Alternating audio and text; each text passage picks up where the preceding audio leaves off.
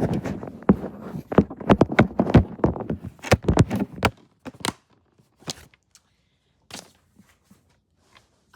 all. I just wanted to come on and explain some notes that I had.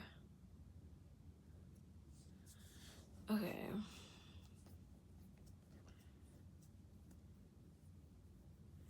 Okay, let's talk about where toxic relationships derive from. In a small series, by the way. So, toxic relationships derive from social conditioning, childhood trauma, triggers, programming, conditioning overall, lack of knowledge, self education, compliance. Um, the only way to really have like a toxic relationship with someone else, or for it to get to the point of a toxic relationship with somebody else, you would have first had to been toxic to yourself first, and that person that you were with only reflected that back to you, so you could learn that. Stop being toxic to yourself. Therefore, you'll no longer attract these toxic people because you're not accepting the toxicity or what you see as misaligned for you. You'll detach, early, on time. You'll read the red flags on sight. You won't like misplace or overlook it intentionally or something like that. You'll deliberately detach. This is also just not to romanticize, neither to glamorize. Um, Associating with people who are not aligned with you and stuff. People who just men for say, like if they ever been to like incarcerated or whatnot, or even you know they either drink or they do substances, or they drink, smoke, cigarettes, whatever the case may be, like, or they watch porn, or they are very, you know what I'm saying? These are the red flags already. These are the things to already see, acknowledge, and detach like immediately. Like, don't pass go, don't continue, like disengage, like slowly drift away, like your attention and your energy from them. Basically, just stop talking to them. If that, because that'll prevent a lot of that.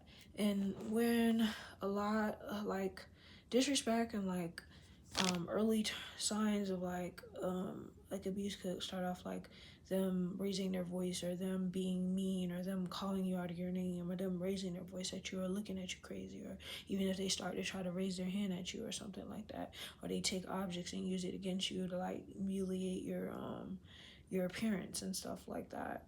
um yeah, some men like the jealousy or like the humbling and all that type of stuff. And if they have also been like in jail, like being aware of the fact that they might be DL or something like that, like undercover or whatever, or with both. And also realizing the red flags or the consequences of laying down. Like, don't lay down with these men. Also, you don't know what you're exposing yourself to. Cross contamination. You don't know if they go with men and women, and then like they lay down with you, and then it may be something that they didn't go get checked out for, and then it just spreads. You see what I'm saying? And then there's also the thing of, these are another major red flags. Don't sleep with them. Also, don't allow them into your dwelling. Don't allow them into your apartment, your house. Your That's your sanctuary. That's for you when you get off of work or wherever you are. That's for you and your peace. It's not for you to bring a man, for a man to just leech off of you. You know what I'm saying? Or build off of you. So yeah, and don't go 50-50. Also, don't go on a lease with a man. You know what I'm saying? Just don't do those types of things. What are some other notes? I mean, these are really good notes that I had. Um, okay. And never neglect yourself, And the only way to have a toxic relationship with anybody, like the only way to have a toxic relationship is if you have a toxic relationship with yourself first. Because if you acknowledge the disrespect, you see the disrespect, then you need to act accordingly to the disrespect. You need to remove yourself from the situation, the person, place, or thing that is where the disrespect has been residing at. You pack up and go. You leave. You don't stay where you're tolerated. You stay where you're, respected. So, anyways, because, oh yeah, but the only way to have a toxic relationship is if you have one with yourself. Because why would you stay in a toxic environment that's only gonna keep making you sick? You see what I'm saying? And you have the power to break the loop and change by redirecting your energy back to yourself, focusing on your hair, focusing on your makeup, focusing on your skincare, focusing on your wardrobe, focusing on your just feminine care, like just focusing on your mental, like books, reading, yoga, meditation, sitting in silence, stillness. That'll bring you peace. You see what I'm saying? Watching what you eat, changing your diet, drinking more water, working out, going for walks, going to the gym, lifting weights, getting on the treadmill. Like, these are things that can really, and getting your beauty sleep as well, and learning a new high income skill, or learning a skill, having a skill set, and having these new high standards, standing on it, boundaries, and just, being your true authentic self. So yeah.